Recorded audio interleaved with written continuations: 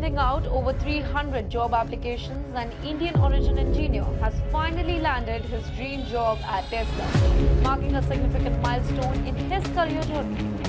Dhruv Loya, a biomedical engineering graduate from University of Buffalo, faced numerous challenges before achieving this success.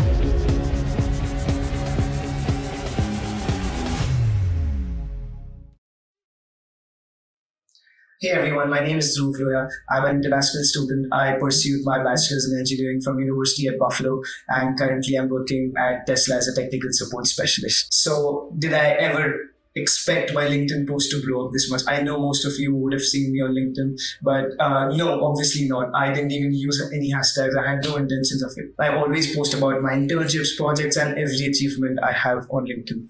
So I never expected, but that made me realize that there are so many people in the same boat, so many struggling, going through the same thing as the comments and messages I've received.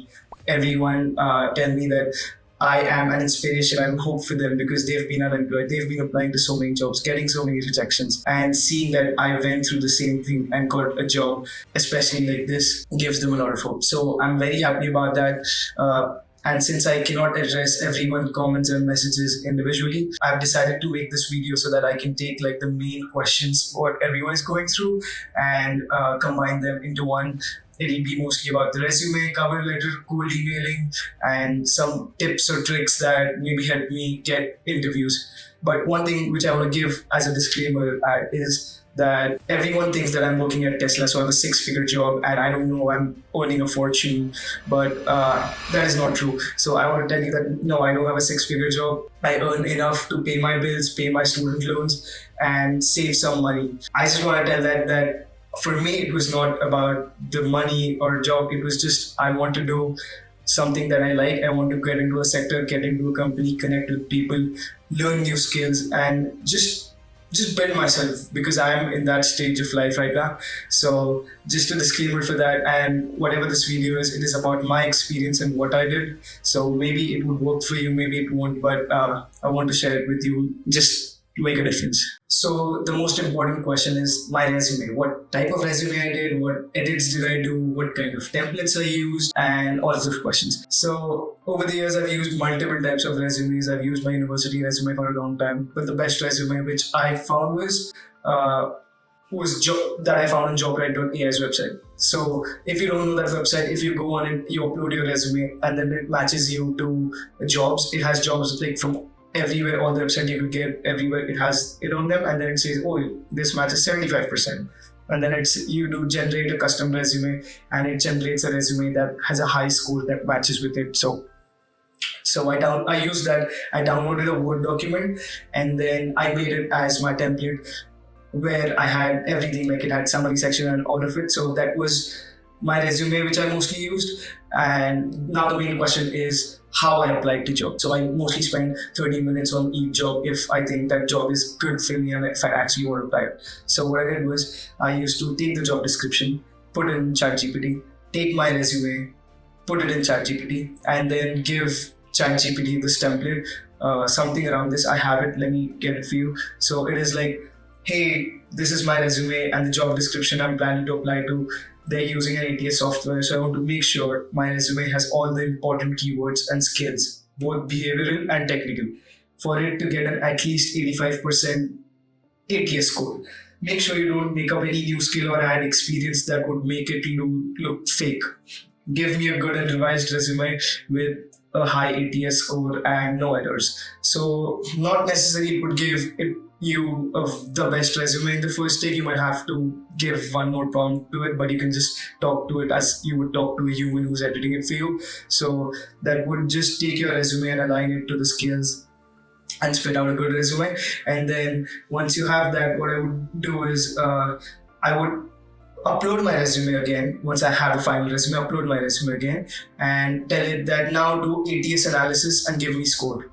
So it used to give me a score and analysis of this is matching this, this is this, all that. So I used to see that if it's 85%, I always try to keep it to 85% because I don't think you can never get a 95 or 100%, but I was like, let's keep it at least 80-85%. So I would used to say, I want to increase my ATS score to 85% at least.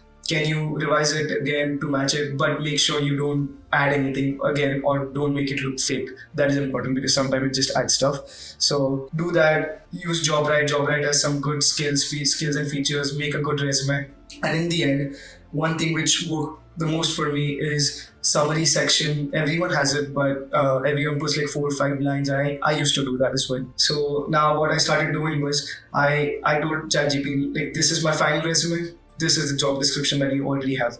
Now make me a summary section. It should be 3 to 4 concise bullets that shows the skills that I have and the skills that I want, and just 3 to 4 nice bullets. So I think having bullets in the summary section helps the recruiters as they just skim through it, and if they see that, he can actually offer this, then it makes more sense. And I feel that worked the most for me. I will put my prompt and resume in the description for you as well. Okay, now the most important question I would say, apart from resume, was cold emailing and referrals.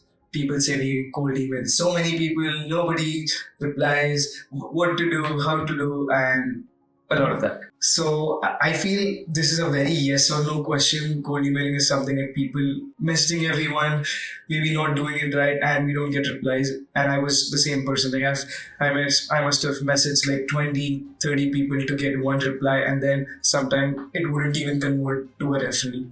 So just a small reply in the chat would be dead. Someone would help. So it's a very controversial thing, but I feel you still have to do it. So what I used to do is how I used to approach is, once the resume stuff is done, you did the ChatGPT of that resume, you have the resume. Now you would take that resume and you would go to LinkedIn, find people who's working in that job in those sectors and cold email them. How I used to format it was, first few lines I would describe about myself. The next paragraph would be about how I'm connected to the job, how I'm related to it, and my skills. And the last 2 lines would be just something closing sentence, something nice. So I used to keep it concise, not too long. But the most important part here is to apply to email between 9 to 5. It's a really important thing because people usually use their work laptops to do referrals, and mostly you need their work laptops. And when they are at work, it makes it easier. So if you email at night, they'll read it, they'll forget it. So that doesn't work. So what you would do is, I recommend if I'm working in the evenings or on weekends, I will schedule it. So in Gmail, in Outlook, everywhere there's an option to schedule email. So I used to always schedule it around 1 p.m. because it's always after lunch. Everyone is a little on a lighter note. In the morning, they are busy. So that gives us more chances. And in the cold email, one thing which I always included was the job description link. So people I have so many messages saying, please refer me. And if there are jobs in Tesla, I'm interested to work on Power BI. What? Like, I don't even know you. I'm not going to go on the website and find a job for you, then refer you and text you. I'm not going to do that. So you have to make the task easier for them. So what you have to do is, after the email, in the end, you include like the job description link and the requisition ID, and also attach your resume. So they just have to click one thing. It will open it on their laptop and give them an option to refer you. So just make it easier for them. And if they look at your resume, they would understand, he's actually someone good. So because even if I refer, I get referral bonus as well. So why would I not refer? But if you don't even give me your resume, how would I know that you are the right candidate? So that's what I think. So now it moves to a question like how to find contacts. So to find contacts, I feel most of you must have LinkedIn Premium. I would recommend to get it because it makes it easier, as in LinkedIn Premium, if I have Premium and the other person has Premium, I can message them for free. If they don't, we just can have, I think, 5 credits. I mean, you can message 5 people, but that is a good investment, I would say. The other thing is obviously hunter.io. You can enter the names over there and get email IDs and email from there. And the third one is again jobrite.ai. So jobrite.ai is, I feel, again, a good thing because in one place you found the job and then it gives you like, this is from your network. So if you worked in past company internships or something, and one is beyond your network that is in similar position.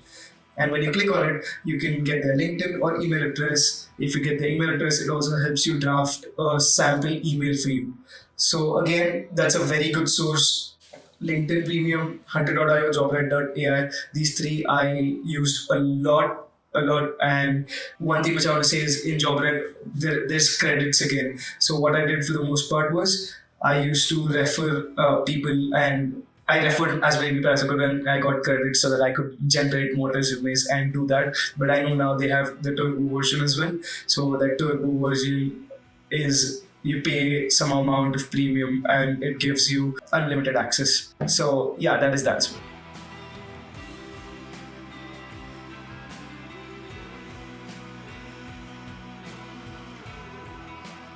So now we talked about resume, cold emailing, and all of that. Now in this section, I would want to talk to you about some tips or hacks that worked for me. Let's start with, I would say, relocation. Definitely. Yeah, that's a factor because no company wants to spend on relocation in this job market with the inflation and everything. I've seen companies want to avoid that. They're hiring local because from personal experience, I was living in Buffalo and I wasn't getting as many calls. And when I moved to Chicago, I got 3 interviews in 1 week, 2 in-person interviews in a week, and 1 was Tesla again. But that just increased that. Even Tesla, when I got hired, Tesla just hired me because I was a Buffalo local. I was living in Chicago and my friend's apartment, obviously, but Tesla was only hiring for Buffalo locals, and that gave me an edge over there. One other thing I would say is lower your expectations. Like, literally, there are people like, oh, I'm an engineer, so I'm not going to talk below 100,000 or 150K. But in this market, I would say lower your expectation. Just look for a job where you think you'll learn a lot, because no matter what job, I'm sure you'll connect with people, you'll learn a lot, you'll have it on your resume, and that experience will maybe help you to get another job. So it's better to stay at home or get a job, even if it's not that highly paid. So lower your expectations, definitely. And the third thing is do internships, even if it's not in your field. So for me, I did internships. Yeah, they were related to my major, but that was not exactly what I wanted to do or not exactly what I was looking for. I did those internships because, again, people are not even getting internships. So I applied to all kinds of internships. When I got that internship, at least I know that I learned 1 or 2 new skills, and more important than that, I had so many stories. In interviews, when they talk to you, behavioral section or even technical, they look for stories. They look for things that you've done. So they look for, oh, if you've done this project and if you could deliver that project. Doesn't matter if it's in their field. They'll train you. The more important is, I've seen my friends that they were just so, oh, this is not my field or this is not what I want to do, so I won't even apply to that. Just apply to internships, apply to multiple kinds of internships and get that, because obviously you're going to learn something and you'll also get money for that. So why not? So again, thank you guys. And again, one thing I would want to say is definitely use LinkedIn Premium, ChatGPT, Hunter.io, and JobRite.ai. I contacted them since JobRite.ai's founder reposted my story. I contacted him and he was willing to give everyone a promo code that would get you all a discount on the turbo feature. So I would definitely recommend that. Just gives you unlimited access. It's not something extra. So even if you want to use free feature and maybe you could just refer people and get more credits and use it, that's what I did. Because Turbo wasn't there that time. But if you want to use it, here's the promo code that will get you some discount. And I would say thank you so much. Thank you so much for all your emails, everyone who reposted it, and for the congratulations. I'm beyond happy, and I just want to use this and make more videos maybe. So even if I can make a difference, like even 1% difference, I would like that. Please let me know if this helped you, and if you have any more questions, I would love to do another Q&A session and answer those. Thank you so much. I'll see you.